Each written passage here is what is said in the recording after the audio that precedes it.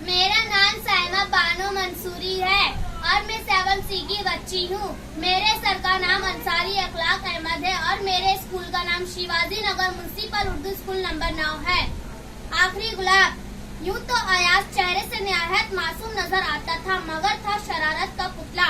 कभी किसी पड़ोसी के दरवाजे पर दस्तक देकर भाग जाता, कभी किसी राह चलते शख्स को पुकार कर छुप जाता। गर्ज अपनी नई नई शरारतों से सबको तंग करना इसका महबूब मशगला था।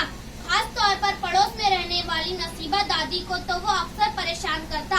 छुट्टियों में कभी इनकी छत पर पतंगबाजी करता तो कभी इनके आंगन के दरख्तों पर चढ़कर कैरियां और अमरूद तोड़ता। जब नसीबा दादी डंडा लेकर बड़बड़ाती लड़खड़ाती हुई पीछे दौड़ती तो उन्हें ठेंगा दिखाकर भाग जाता।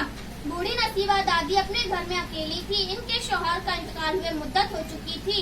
इनका एक बेटा था जो अपनी बीवी बच्चों के साथ अमेरिका में बस गया था। एक दिन मामूल के मुताबिक अयाज ने अपने दोस्त इरफान के साथ नसीबा दादी के मकान की छत पर चढ़कर उधम मचा रहा था, लेकिन आज दादी की डांट सुनाई दी ना और डंडा लेकर आई। इसके बाद अयाज ने इनके पेड़ पर चढ़कर कई कच्चे पक्के अमरूद तोड़ डाले। तब भी दादी ने खबर न ली। इसे बड़ी हैरत हुई। अचानक इसकी नजर सदर दरवाजे की तरफ उड़ गई, जहां सुबह का अखबार, दूध की बोतल, जूं के तू रखे हुए थे। इसे ख्याल आया कि दादी कहीं बाहर तो नहीं गई, मगर बाहर जाती तो सदर दरवाजे पर कफ्ल पड़ा होता, तो फिर यकीनन कुछ गड़बड़ है। इसने अपने दोस्त इरफान से कहा, आज दादी की आवाज नहीं आई, शायद वो घर में नहीं है, तुम यहीं ठहरो, मैं अभी मालूम करके आता हूँ।